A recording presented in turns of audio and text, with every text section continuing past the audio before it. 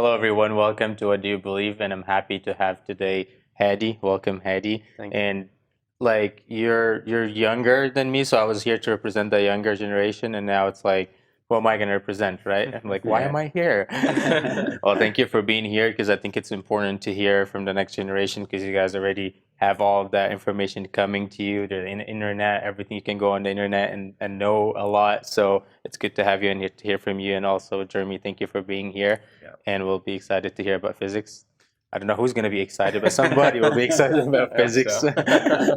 And Dr. Nagy Eskandar, thank you for being Thank here. you. Dr. Nagy Eskandar is a medical doctor, and he's a fellow of the Royal College of Surgeons of England, and he practiced surgery for 25 years. Thank you, doctor, for being here. Thank you. And we're going to have some fun this episode because we're going to talk about dinosaurs. Exactly. And who doesn't want to hear about that? Absolutely. I mean, a lot of movies, a lot of Yeah. stuff that we heard, and we really enjoyed it. So we want to talk about dinosaurs today. Definitely. And we relate that to the flood and to entering into the Noah's Ark and coming out of the Ark and surviving for a period of time till they became extinct. So I'd like to put the picture again of the Encyclopedia Britannica talking about dinosaurs. And they believe they appeared on Earth. We don't know how they appeared, about 245 million years ago. And they were extinct 65 million years ago. And we have seen that Mary Schwartz, one of the paleontologists, found red blood cells and vessels and elastic tissue, and that in a bone of a dinosaur. So that doesn't survive for millions of years. It's only thousands of years. But as a result of these findings, she said, we must find a mechanism that allow them to stay for 65 million years. She doesn't want to change the scale of time, despite the fact in front of her eyes in the laboratory tells her this is only thousands of years. As we discussed, the dinosaurs hatch from a small egg, and then they grow. And when the Lord sent animals, these are part of the creeping animals, which were created in day 6. And the Lord sent dinosaurs to Noah. How do we know that? Because there is a description of a similar dinosaur in the book of Job. We'll go through that in detail. So let us go to the evolutionary idea of how the dinosaurs really started to develop and mature in the world. So we'll see on the screen in front of us a creature which is an imaginary creature called Archosaurus. And Archosaurus is considered the grandparent, really, of the dinosaurs and birds. So the Archosaurus here on the screen, and then one branch became dinosaurs, another branch became the crocodiles. And we still have crocodiles living with us now. So it's not that far away, really. So they believe the dinosaurs, as I said, it is a modern word which was introduced by Richard Owens in 1841. And it describes horrible lizard, the meaning of dinosaur, horrible lizard. So it's part of the lizard family. It is a reptile. Yes, a big one, we accept that, but it is a reptile after all. So according to the Bible, it was created in day 6 of the week of creation with the creeping animals. Now, one of the characteristics of the dinosaurs is the big tail, and this tail doesn't touch the earth because it is used for the balance usually. And the front limbs really, they are very small. We don't know what is the function of them. They are not very useful for eating, and they are not part of the walking mechanism. So we really don't know the function of them. But one of the things we need to notice that they are inwards. So he doesn't have a shoulder like mine. He cannot extend his upper limbs, because that's important when we talk about the birds later on. They believe that dinosaurs became birds. So they believe that they started to form wings, and these wings have to have feathers, and the feather is a very complicated structure actually, and it's very important. And the birds have to lubricate that feather all the time from a gland at the back, and their neck is able to move all the way around to go to the gland at the back and lubricate the feather. Because if it rains and there is no lubrication, the weight of the bird will be very heavy and it will not be able to fly. And obviously lots of other things has to change. Then they believe this is now the modern birds, and they are just the descendants of dinosaurs. And when you go to Manitoba and you visit the Museum of the Rockies, you will find a picture like this on the screen. and a bird, and the title is Birds Are Living Dinosaurs. So we haven't been extinct after all. They are changed to birds. Yes, Hadi. Because evolution explains that the strongest animal in its type survives and reproduces. Why were birds the outcome? Why would an animal survive smaller and smaller until eventually it could fly? Exactly. That's a very good question, actually. You should ask that to an evolutionist, not to a creationist like me. Obviously, it's very difficult because we will see the changes to come from a dinosaur to a bird. You need to change the lungs and the way you breathe. You need to change the bones. You need to change the muscles. You need to develop wings. You need to develop a navigating system. So these are big, big questions for evolutionists to answer, really. I don't have any satisfactory answer because I don't think they are part of the dinosaur series. The birds are not part of the dinosaur series. According to the Bible, birds were created in day 5, and dinosaurs as creeping animals were created in day 6. So I really don't have an answer to your wonderful question, but I like you to find an evolutionist, ask him all these questions, and if you get an answer, we'll be delighted to have them. Great, thanks, Hadi. Right, in order to change, as you said, from a dinosaur, a very strong, big animal, to a bird, which is a smaller, obviously, with different characteristics, you need massive changes. So if you look at the dinosaur skin, you find these big scales, and they are massive and strong. You have to change them to a feather, and the feather is a very complicated structure. I'll just take you to the details of the feather. That's a high-power electron microscope showing the details of the feather. There is something called bulbs, and then bulbules, and it is strengthened by some hooks to keep them together. It's a very, very complicated structure, really. So you need changes in the genetic makeup to get information to form a feather instead forming a scale. So the information we establish comes from information. It doesn't come from matter. So you need an input to change all of that.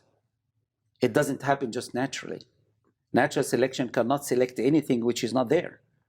So the dinosaur didn't have the elements to form this. They keep talking about Archaeopter. Archaeopter is now classified as birds, but the people who believe in the dinosaur bird story, they try to say this is an intermediate, because this is a bird who had feathers, and he has some teeth, a strong teeth, and he has some claws in his wings. But that doesn't, and flies, and have all the characteristics of the small bones. I mean by small bones is hollow bones, so it can be part of respiratory system. So Archaeopter, really, there is a big debate. Is it a dinosaur? Is it a bird? But lots of experts in birds classify them now, the Archaeopters, as part of a bird family rather than dinosaur family. Now, let us see if we want to change a dinosaur into bird. We need to change the lungs. This is in the bottom of the screen now. We'll see the reptile lung and alveoli and the bronchi, and the air goes in and out to allow for the exchange for oxygen and carbon dioxide. Now, this is the bird's lung, and it is in and out. It doesn't go in and out in the same tube. So it goes from one side in and goes out from another side completely, because the bird needs oxygen very quickly because he is using energy all the time flying. So that is the structure of the lung. How can a dinosaur change its lungs to this type of different lung of a bird? That's a major, major step in evolution. Evolution of reptiles, we read from David Lambert, Encyclopedia of Dinosaurs. He's writing, small lizard-like reptiles evolved from amphibians at least 340 million years ago. So he's saying really something very interesting here. He's saying amphibians came out on the earth and formed the lizard, and the lizard started to fly. This is a big, big leap of faith, really, to believe all of that. So he's saying small lizard-like reptiles evolved from amphibians. Amphibians are like the frogs. They can live in water and they can come on earth as well. They have different mechanisms to breathe under water and on the earth. So at least 340 million years. And then he said, from such pioneers evolved several reptile groups identified by difference in the skull behind the eyes. So he believes that from these amphibians, reptiles start to form, and reptiles developed and formed dinosaurs, and dinosaurs start to fly. That's the evolution story. Let us see what the discovery that was mentioned in the dinosaur bird link. And researchers at Oregon State University have made a fundamental new discovery about how birds breathe and have a lung capacity that allows for flight. And the finding means it's unlikely that birds descended from any known theropod dinosaurs. So they examined how the birds breathe, and they said it's unlikely that they came from theropod dinosaurs. And then Michael Butler said the dismiss of T-Rex and most other dinosaurs some 65 million years ago may grab all the headlines. That's a very interesting subject. Dinosaurs, 65 million years and all of that. But paleontologists are equally concerned with puzzling out how these mighty beasts got there to start. Who were their ancestors? We don't know who are the ancestors of dinosaurs, according to evolution. From the Bible, we know who are the origin of dinosaurs because they were created as creeping animals in day 6 of the marvelous and supernatural week of creation. Yes. So because dinosaurs that walked on land were created on day 6. Yes. When in time would the pterodactyls or the flying dinosaurs have been created? Yeah. The flying dinosaurs were created in day 5 with all the flying creatures on day 5. And they are flying and they are different completely from birds because their wings don't have feather. Like, you know, the bats are mammals and they are flying, right? Mm-hmm. So being flying is with the flying creatures that got created in day 5. Yeah? Well, I got a question from the control room. They're asking, like, you said that every day was like created according to their kind. Yes. So if a day we got dinosaurs that fly and a day we got dinosaurs that walk, isn't that conflicting with like it's the same kind? Yeah, but they were not created on the same day. The flying dinosaurs were created with the flying creatures in day 5. So the kind here is the bird kind, or do you mean like, yeah. You know where I'm saying? It's... Yeah, I got your question now. Yes. When we talk about dinosaurs, we are talking about the creeping animals, really. The flying dinosaurs, they are actually mentioned, description of them in Isaiah. They are classified with birds. So it's a very difficult way to say dinosaur flying, but this is a different kind altogether. In itself, it is a kind, flying. So that is the main characteristic of that kind. But when we talk about dinosaurs, we are usually mentioning the creeping animals, the land animals. Thank you, Doctor. Thank you. We'll take a short break, and when we come back, we'll talk more about dinosaurs. Don't go anywhere.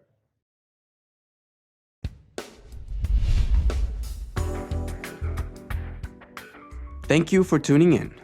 If you have any questions or comments, or if you'd like a copy of this episode, please call 714-709-4300 or email us at info@alkarmatv.com. You can also visit our website at www.alkarmatv.com. Also, you can write to P.O. Box 3610, Seal Beach, California, 90740.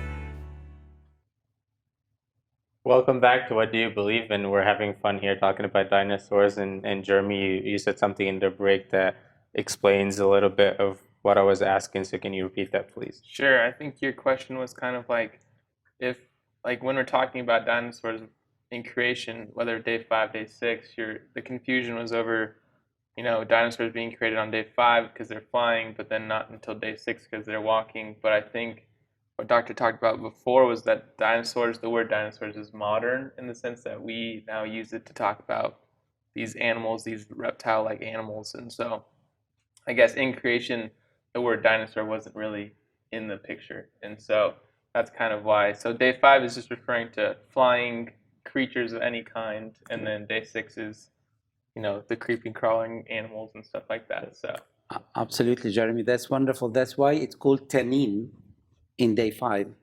God created all the Tanins. That's the what we call them flying dinosaurs now. These are the Tanins. And then the creeping animals, we call them dinosaurs. Exactly. Thanks, Jeremy. That's a lovely explanation. Yeah. So on the screen now, before us, we have how do you fit dinosaurs into the Bible? That's a big job. The answer is you don't. You don't fit them in the Bible at all. But let us see how the Bible describes them. So we are not trying to insert the information that's coming from the evolutionist into the Word of God. We are trying to see what the Word of God is teaching us about the creation of flying creatures, as Jeremy referred to, and Tanins were part of them, and then the dinosaurs, the modern word for the creeping animals, right? So use the Bible to explain dinosaurs. So we are not trying to insert the dinosaurs into the Bible. We are using the Bible to explain dinosaurs. So let us start with the T-Rex, right? Had teeth up to 6 inches long. Massive, right? That's and scary. frightening. I'm glad that he's not with us here on the studio. Right. So we'll put a multiple question here, multiple choice. How would this dinosaur originally have been described? Originally, in the week of creation. Is he a plant eater? Is he a meat eater? Is he a scavenger? Is plant and meat eater? I'd like you to think for a minute. You don't, yeah. I was going to say from the movies, we can tell that they're both like, they eat plant and they eat meat depending on the kind. Right, okay, that's from the movie, but we are Yeah. talking about the Bible now. Yeah, movies are great actually, David, but right. The Bible describes him as plant eater only. And the reason of that is this wonderful verse in chapter 1 in Genesis 29 and 30, which we sometimes just read that very, very quickly without understanding the massive meaning in this. Let me read that verse to you. And God said, "Behold, I have given you every herb bearing seed, which is upon the face of all the earth, and every tree in which the fruit of the tree yielding seed, to you it shall be for meat, for eating." So we will eat the original food of man and animals is vegetarian. Then it comes, and every beast of the earth, and to every fowl of the air, and to everything that creepeth upon the earth, where is in life, I have given you every green herb to eat, and it was so. So the animals and the birds and humans were vegetarians originally. And that will bring a big question. If they have this big, massive tooth, what it is there for? We'll come to that in a minute. But let me just highlight this very important fact that the Bible explains clearly. And I don't think Moses understood all the dimensions of what he was writing, because he doesn't have all the biology that we have nowadays. But by the Spirit of God, he was writing the truth. That's why this is not a myth, it's not a story, it's not taken from other cultures. It is really the Word of God. Sorry, Doctor, I got another question from the control room. Sure. Because it said green herb for meat? Yeah, this is the King James Okay. translation. It is to eat. Okay. Yeah. So I should have put the NIV actually, but this is an easier translation so we can understand it. exactly. Yeah, for meat, the vegetable cannot be meat. Obviously. Yeah, that's why it's so confusing. it is for eating. That's the word used in 1611. I should have used a modern translation. That's a good question. Thank you. Right. So all this food on the screen now, this is what the dinosaurs would have eaten. We don't know if there was broccoli and all of that on this list, but this is just a sort of fruit that we have nowadays. The original ones probably will be different. because this is the original type of the kingdom, of the family of each of these group. So let us have a dinosaur eating something like watermelon. It doesn't have knife and fork to deal with that. So he needs these sharp teeth to deal with this fruit. Let me put these two skulls before us. And on the upper side here, we see a skull with massive amount of teeth and very strong teeth. And in the bottom here, we have fine teeth and really less aggressive sort of teeth, right?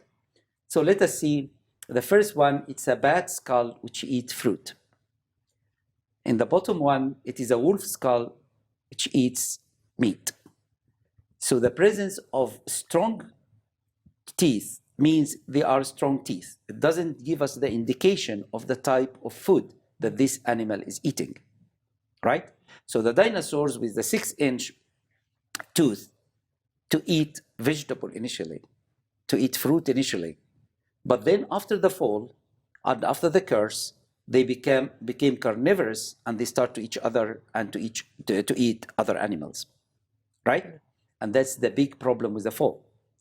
Let us look at another creature. All bears have teeth designed for eating meat, but their diet really is plants.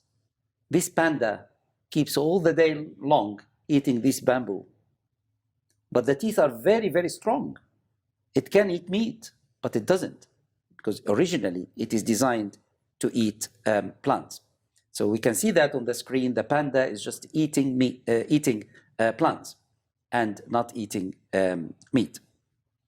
Now, let us come to the word dinosaur, as Jeremy was referring to, because Before we move on, so Sure. because I'm gonna ask again, like, why does it matter if they're eating meat or they're eating fruits? But it's harder for us to understand how if you have, big, strong teeth, then you want to crush bones, you want to, like, eat meat. So if you can touch just about like why does that matter, and how does it actually make sense that big teeth would be for that? Right. It makes sense because of the entrance of death. Because before the fall, there was no death in God's creation. So these animals wouldn't eat another animal, right? Because they can't kill a chicken or whatever and eat it. They cannot do that. They are not scavengers at all. That's the original creation. After the fall of Adam and Eve, sin entered the world and the whole thing changed. And these animals with all these massive teeth, some of them became carnivorous and start to eat another animals. Others continued to eat plants, like the panda that we saw previously. Was it possible that they were like originally did not have those teeth, and then as they started eating other animals, they needed the teeth, so they maybe evolved again? It's very difficult to make that assumption because these big teeth has a coding in the DNA, so it has to be there. They can be suppressed and there are changes, obviously, but we have to assume that the original structure was so big and very strong. We humans have strong teeth, but some of us are vegetarians. Yeah? So the presence of a strong tooth is just a strong tooth. But the important thing, David, is the entrance of death into the world. That's really the decisive point. And that happened after the fall of Adam and Eve, not before. So before that, the animals were not eating each other. Okay?